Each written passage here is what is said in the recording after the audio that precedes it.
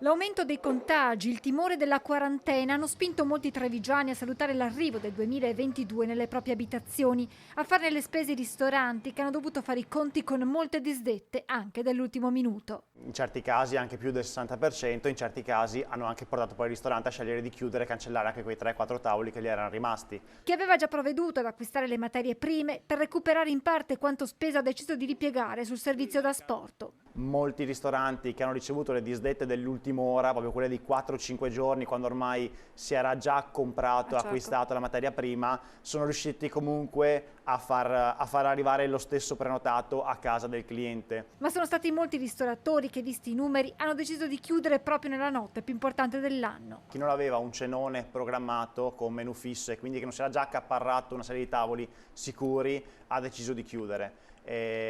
A Treviso penso che almeno un ristorante su 3 abbia alla fine deciso di chiudere, anche perché senza tra l'altro le feste in piazza la movimentazione di gente dopo le 19 era molto limitata, quindi non si poteva neanche sperare appunto nel cliente occasionale. Presto ho spiegato il perché di questa pioggia di disdette. La paura dei clienti non era tanto quella di contagiarsi nel ristorante, ma di avere nello stesso ristorante, nella stessa sala, qualcuno che risultasse poi positivo. In questa maniera doveva sospendere la propria attività lavorativa. Quello delle quarantene in caso di contatto con un positivo è un tema che ha pesato anche sull'organizzazione di molte attività, dai ristoranti ai negozi. Anche i negozi, girando per Treviso in questi giorni, si sono visti diversi negozi, gioiellerie, col cartello chiuso per rispettare le norme Covid. Ora a dare respiro agli imprenditori arriva la circolare sulle quarantene. È un po', secondo me, un primo punto d'arrivo a tutto quello che si è fatto nell'ultimo anno tra campagna vaccinale e tracciamento. Quindi si può ricominciare a sperare in una continuità